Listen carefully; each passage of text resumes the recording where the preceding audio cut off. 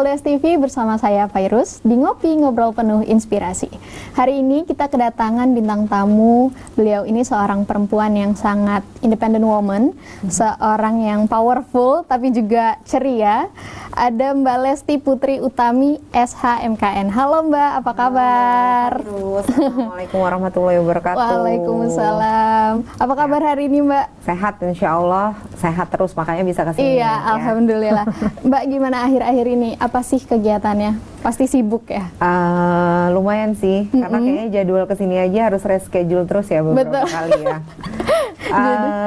Kalau dibilang kegiatan ya rutin sih, memang ada daily rutin ya, kegiatan ngurus rumah, ngurus anak-anak, ngurus suami, sampai ngurus kerjaan, terus turun lapangan, ngurus usaha dan lain-lain lah, banyak lah kalau di ini. Betul. Nah, Mbak Lesti ini kan betul nggak kalau misalkan Mbak Lesti ini adalah seorang sekretaris Komisi 2 DPRD Provinsi Lampung, betul ya? Siap, betul. Alhamdulillah. Luar biasa. Jadi Mbak Lesti ini aku lihat di profil Instagramnya sangat mencerminkan independent woman, seseorang wanita yang sangat powerful tapi tegas terus juga ceria.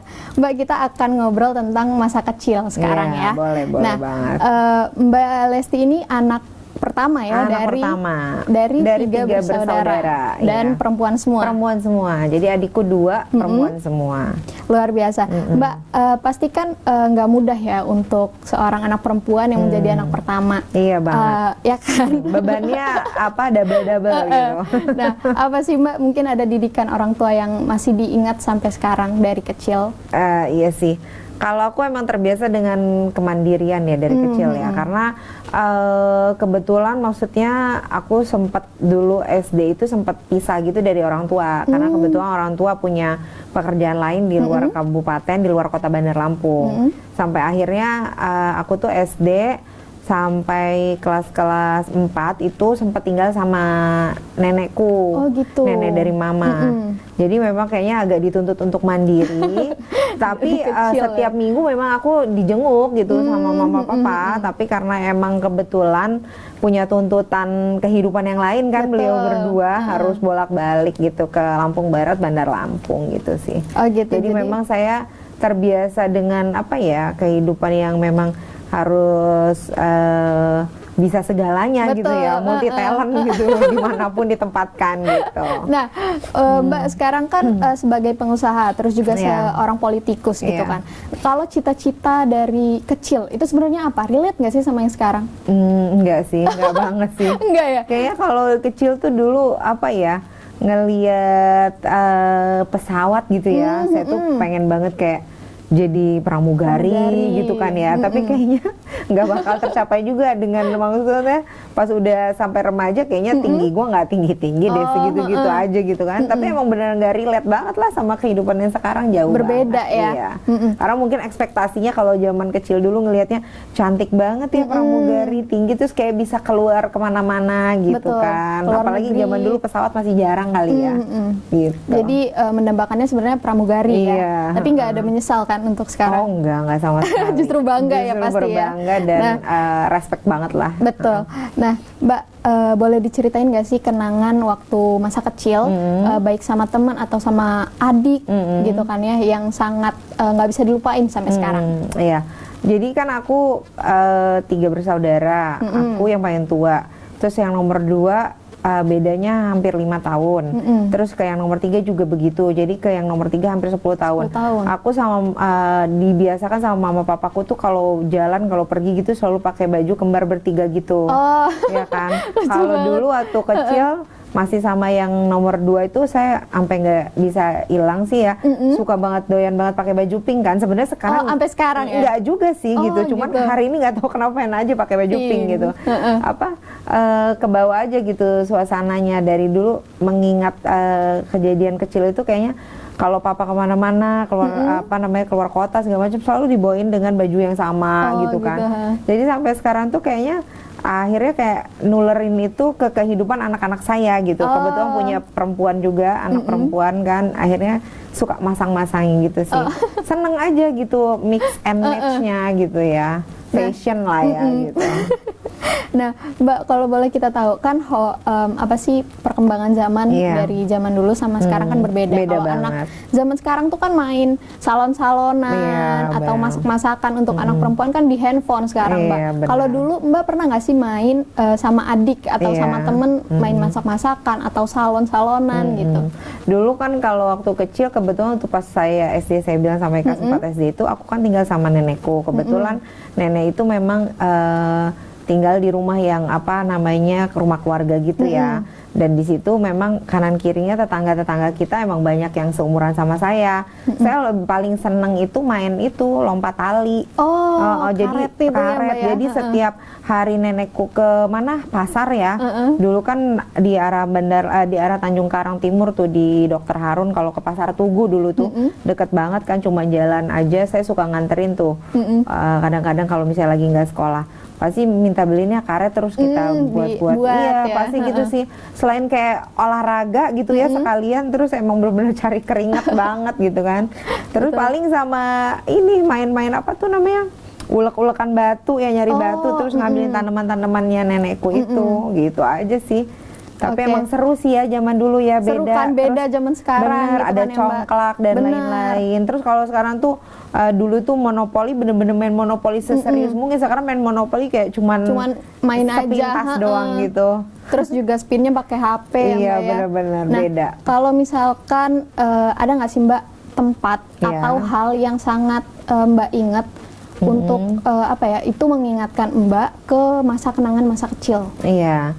Dulu kita, mama papaku tuh paling sering ngajak kalau kita liburan ya, cuma sebatas liburan tuh bener-bener ke laut, rajin banget ke laut. Apalagi Lampung banyak lautnya ya, Mbak ya. Dulu tuh pasir putih kan ya yang paling sering. Pasir putih tuh dulu udah ekspektasi paling bagus. Realitanya juga yang paling bagus ya. Kalau sekarang mungkin udah lebih explore ya, udah banyak banget. Jadi pokoknya kayaknya setiap bulan tuh, karena memang mereka juga pulang ke sini 2 minggu sekali gitu kan dari Lampung Barat, pasti ngajakinnya ke laut gitu, berenang gitu. Dan emang sampai sekarang hobi saya salah satunya adalah berenang. Oh gitu, jadi dari hobi dari kecil? Banget, saya suka banget berenang. Mau berenang di sungai, berenang di pantai, berenang di lautan, pokoknya berenang di kolam renang saya suka banget gitu. Mbak kan sebagai anak pertama, pernah nggak ngusilin adik? Oh, sering sih, sampai sekarang juga kayaknya sering deh. Masih ya ngusilin sampai sekarang ya? Kadang-kadang ya. Apa keusilannya yang pernah dilakukan saat kecil? Ya dulu saya sering banget ngusilin kayak sumput-sumputan. Nah kebetulan adikku yang nomor 2 itu agak fobia sama tempat gelap ya. Jadi saya dulu sering banget anuin dia di kamar mandi gitu sih, kayak cuman iseng-iseng aja terus mati-matiin lampu gitu sih. Cuma sekarang dia kayaknya justru lebih nggak takut lagi ya, mungkin karena udah besar ya. Dulu bener-bener penakut banget tuh si adikku yang nomor 2 itu, si Lestari namanya. Jadi L semua ya, Mbak? Oh iya, namanya L semua. Oh, luar biasa. Depannya ya. Jadi nanti kita akan ngobrol lagi sama Mbak Lesti, tentunya setelah yang satu ini.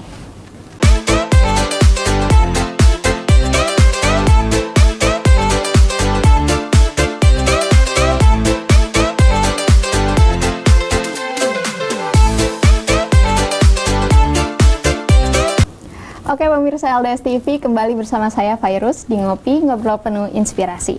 Dan masih bersama Mbak Lesti Putri Utami. Oke, Mbak, tadi kita kan udah ngobrol tentang masa kecil yang sangat luar biasa ya, sebagai anak pertama dan juga perempuan gitu ya. Nah, untuk di sekarang kita mau ngobrol tentang masa remaja nih, Mbak.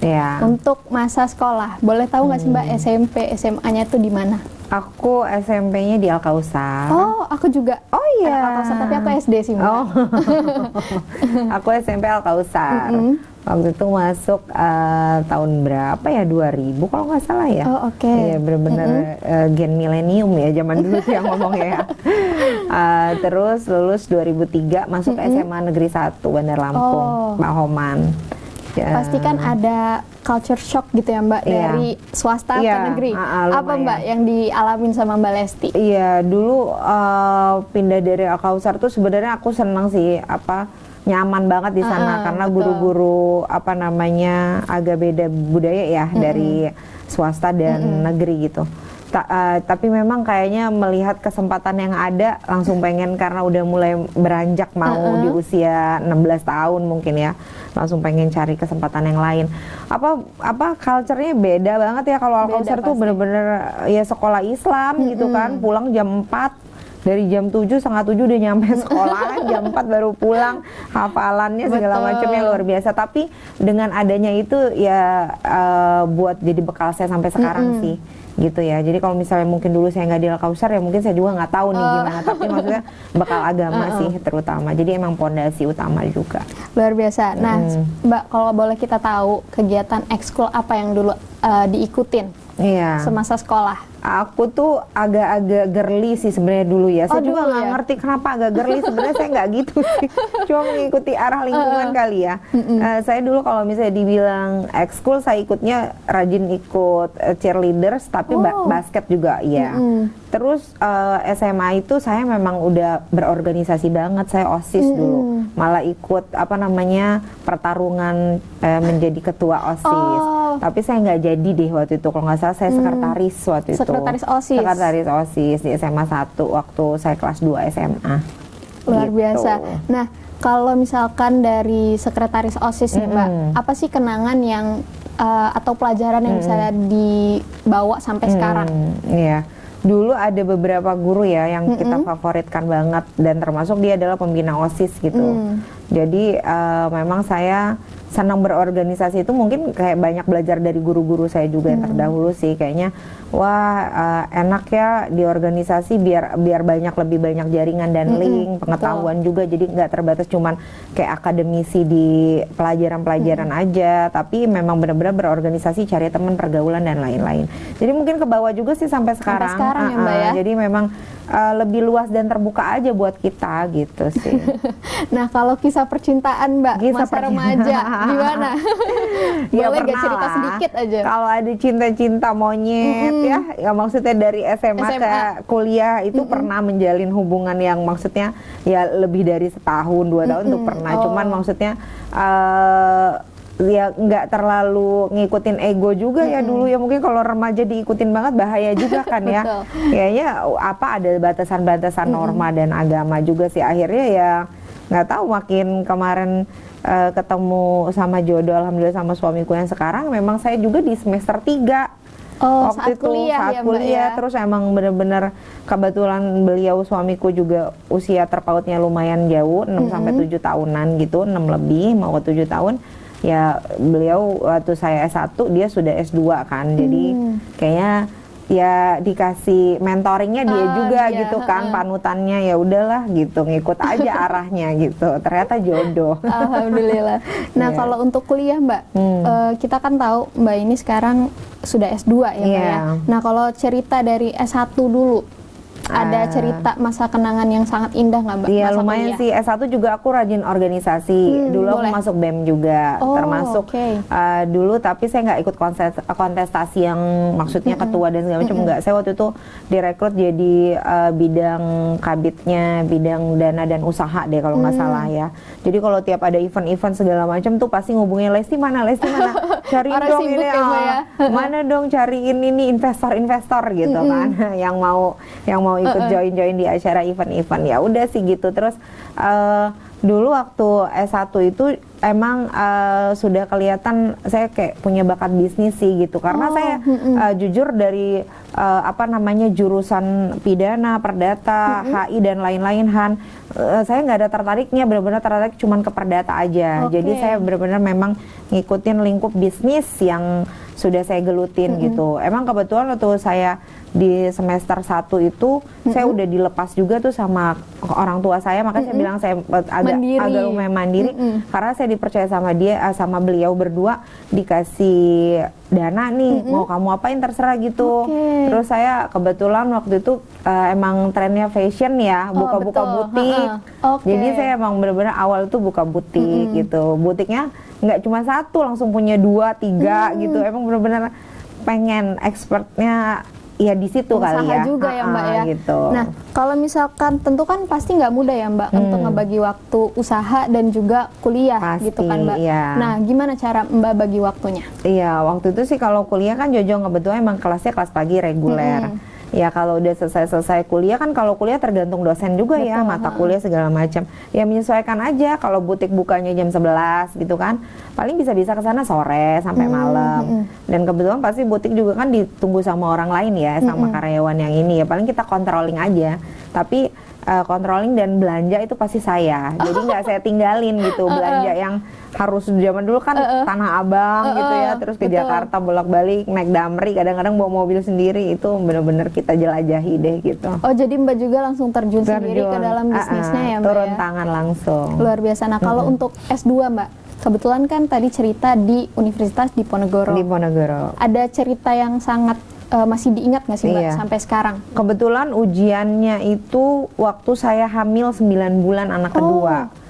2015. Luar biasa. Jadi waktu itu ujian sambil kuliah sambil hamil. Iya, hamil di akhir-akhir itu ujian. Jadi dosen-dosennya mungkin pengujinya kan lumayan ya ketat-ketat, sampai penguji kami itu terakhir Bapak Andi siapa tuh saya lupa. Beliau itu Mahkamah Agung di zamannya Pak SBY deh kalau nggak salah ya, di zamannya Presiden SBY itu beliau agak-agak lumayan killer lah ya. Tapi ngelihat saya lagi hamil begitu kayaknya agak slow down juga. Lucu sih, maksudnya adalah kenangan tersendiri. Oke, gitu. Mbak, nanti kita akan lanjut lagi Ya, ngobrol, tapi setelah yang satu ini.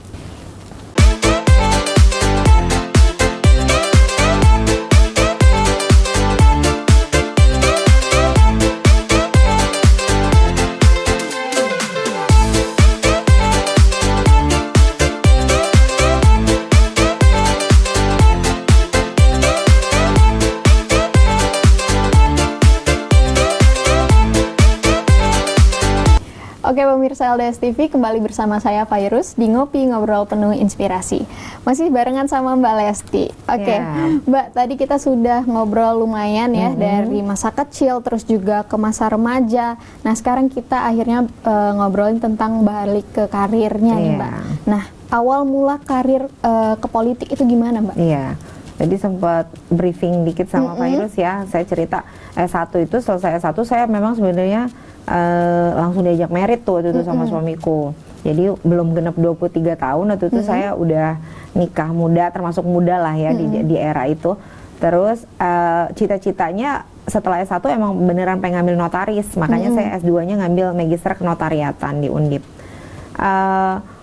Cuman saya nggak tahu ya, awal pernikahan dan awal karir itu karena udah keenakan bisnis dari remaja, akhirnya saya memang benar-benar menggeluti bisnis sama suami. Jadi berdua ya. Oh iya, jadi benar-benar seiring berjalan makin ke sini ya benar-benar ngurus usaha aja, usaha yang udah kita bangun dari nol gitu ya. Mungkin ya tadi kayak butik, terus ada kerja-kerjaan lain, travel dan lain-lain lah, pokoknya banyak. Nah, sampai di titik 2017 itu mungkin udah mulai masuk tawar-tawaran, karena sebenarnya dari 2014 saya udah mulai ditawarin tuh sebelum pas saya lagi ngelanjutin S2. Cuman mungkin belum ada titik balik dari saya untuk pengen benar-benar terjun ke politik ya. Akhirnya di 2017 2017 akhir deh ayah saya ngajak ngobrol lah gitu kan, 6 mata nih sama saya, suami dan saya bertiga. Ya udah mau gimana, usahanya kan udah oke, usahanya sudah punya brand sendiri gitu-gitulah, masa kalian maunya gini-gini aja, nggak ada yang mau ngikutin jejak saya, kata papaku gitulah ya bahasanya. Kita kan langsung jadi aduh ngetuk banget gitu kan. Ya udah akhirnya mungkin seiring berjalan, awalnya ya kaget ya, suami juga sebenarnya nggak terlalu ngizinin amat awal-awal, karena maksudnya kita juga masih punya anak-anak kecil yang harus kita bentuk kan, nanti bakal gimana masa depannya lain-lain. Cuman makin 2018 itu saya bisa ngatur waktu sendiri sih, karena moto hidup saya adalah yang ngatur waktu itu kita sendiri, bukan kita yang diatur waktu. Betul. Jadi alhamdulillah makin kesini ya bisa apa ya, Bisa menyesuaikan juga ya Mbak ya? menyesuaikan di segala bidang dan urusan gitu. Jadi emang benar-benar awal karir politik itu ya karena memang ajakan sih dari ayah, sebagai bentuk pengabdian juga gitu aja sih. Nah, kalau Mbak kan sebagai pengusaha juga nih Mbak, Iya. pasti kan usaha itu kan nggak selamanya di atas ya Mbak, Benar pasti banget. ada di bawahnya, terus juga ada lika-likunya. Boleh nggak Benar. sih Mbak ceritain pengalaman lika-liku di usahanya? Iya, saya ada beberapa bidang usaha tadi yang saya gelutin. Bahkan dari 2010 itu saya serius punya perusahaan, punya perseroan terbatas, sampai punya CV dan lain-lain. Sampai sekarang ya di 2023 saya udah nutup 2 usaha saya. Oke. Iya, jadi emang benar-benar ada yang ya tadi Virus bilang nggak semuanya usaha itu segampang membalikan telapak tangan segala macam, karena emang punya effortnya sendiri. Terus itu ya kita mungkin punya modal ya, punya keinginan segala macam, tapi ternyata prosesnya nggak segampang itu. Jadi alhamdulillah sih, tapi nggak pernah saya seselin juga ya, karena emang maksudnya efeknya makin kesini, ternyata saya dan suami dan keluarga gitu, adik-adikku juga, ternyata kita itu expertnya ke bidang yang ini gitu loh. Kalau bidang itu kita tinggalin ya udah, ada bidang lain lagi kok yang bisa kita kelola gitu sih. Nah, kalau untuk COVID kemarin, ada nggak dampaknya di perusahaan Mbak? Iya, kalau yang dampak banget kalau COVID kemarin itu di bidang travel sih lumayan. Kalau travel kan emang kita perjalanan tutup semua ya, semua sampai nggak ada perjalanan sama sekali, pesawat dan lain-lain. Itu sih bidang travel. Sampai kantor saya yang di Raja Basa akhirnya saya tutup, saya sewakan ke teman-teman mau dipakai buat apa waktu itu. Ya udah, tapi nggak apa-apa karena akhirnya makin kesini kayaknya kita seriusnya lebih ke bidang properti sama ke bidang kuliner si restoran gitu sih. Nah Mbak, kalau boleh kita tahu, ada nggak sih sosok yang menginspirasi Mbak baik dalam dunia bisnis ataupun dunia politik? Ya utamanya pasti sih panutan, mentor, muse ya dan lain-lain itu pasti ayah saya sih. Betul. Karena pasti saya melihat ya dari jiwa kepemimpinan, ada leadership beliau, sampai bagaimana beliau memanage waktu, memanage keluarga, sampai memanage masyarakatnya lah gitu. Walaupun mungkin skalanya kalau orang bisa bilang ya baru sebatas kabupaten, baru sebatas beberapa kabupaten aja, tapi buat saya ya itu adalah satu kebanggaan lah buat saya dan buat keluarga sih. Jadi kalau orang tua punya cita-cita, anak saya harus lebih daripada saya. Nah mungkin saya meneruskan cita-cita ayah saya itu, gitu sih. Nah, aku lihat di Instagram kan Mbak sering banget berkunjung sama masyarakat. Oh iya, insya Allah. Berusaha mendekatkan diri sama masyarakat ya Mbak ya. Apa sih yang mendorong Mbak untuk bisa mendekatkan diri sama masyarakat gitu Mbak? Ya karena satu, kita sudah diberikan kepercayaan sama masyarakat 2019 kemarin bulan April, dikasih dukungan untuk bisa duduk di DPRD Provinsi Lampung. Berarti kan itu udah sebagai tugas, hak dan kewajiban. Haknya ya harus mendapatkan masyarakat, dan kewajibannya adalah kewajiban saya untuk turun terus. Tapi ya paling enggak kita juga memberikan edukasi juga lah ke masyarakat ya, bahwa ya sebagai wakil rakyat tujuan utamanya ya adalah mungkin ya pengabdian tadi ke masyarakat, menolong masyarakat, dekat ke masyarakat, apapun yang mungkin ya bisa kita bantu ya kita support dan kita berikan kemanfaatan yang lebih, gitu aja sih. Jadi emang ya sudah jadi kewajiban tentunya, tapi bukan juga kewajiban itu membuat saya membatasi diri atau enggak, malah justru itulah yang membuat saya makin seneng lah ke masyarakat itu gitu, makin harus turun terus gitu. Nah Mbak, kalau di politik ini sendiri kan juga pasti tidak mudah gitu ya Mbak, apalagi sebagai sosok perempuan seorang masih ibu muda juga gitu ya Mbak ya. Apa sih mungkin ada nggak perjalanan yang susah saat di politik? Iya, kadang-kadang kalau misalnya di politik itu nggak kenal batasan waktu ya. Kita kadang-kadang kalau kayak berkunjung ke masyarakat, ada satu masyarakat yang kita kunjungi, tiba-tiba masyarakat lain juga pengen. Belum lagi hal-hal yang maksudnya urgent, ada yang meninggal, ada yang harus kita bantu di rumah sakit segala macam. Ya kadang-kadang waktu aja sih. Kadang-kadang saya pulang ke rumah, walaupun sekarang udah by phone, by video call sama anak-anak, tapi kan mungkin kalau nggak secara fisik, nggak secara temu ini kan nggak enak ya. Cuman kadang-kadang ada merasa berdosanya aja sama anak-anak. Tapi alhamdulillah sih makin kesini anak-anakku juga mungkin makin teredukasi, termanage dengan baik, dibantu sama keluarga, dibantu sama suami, support utamanya juga suami. Ya makin enjoy ngejalaninnya. Yang penting tuh bener adalah enjoy your life lah gitu. Bener-bener. Terus juga butuh support system yang baik ya Mbak ya. Support system yang baik. Kalau kita nggak disupport sama orang-orang terdekat kita, nggak yakin juga sih bisa sampai di titik yang ini gitu. Nah terakhir nih Mbak, untuk menutup obrolan kita hari ini, harapan atau motivasi untuk kita nih anak muda, apalagi khususnya untuk perempuan ya Mbak ya, yang mungkin mau mulai berkarir gitu. Mungkin lingkupnya karir politik dan karir pengusaha ya. Betul. Ya jangan takut sih melalui keadaan-keadaan itu. Pertama niatan bismillah aja. Terus yang kedua ya kita sudah mulai buka mata ya. Kalau misalnya enggak diri kita, siapa lagi yang menolong? Maksudnya kita disupport sama orang-orang terdekat, ayah, ibu, suami, bahkan keluarga besar. Tapi yang bisa menolong kita ya diri kita sendiri gitu sih. Jadi maksud saya kalau mau usaha, mau berkarir politik maupun di apapun itu lingkupnya, intinya niatan dan usaha dulu, menjalani progres dan prosesnya itu dengan enjoy aja. Luar gitu. biasa. Terima kasih Mbak untuk waktunya hari ini. Luar biasa pemirsa LDS TV. Sekian dari cerita Mbak Lesti dan saya Fairuz. Sampai jumpa.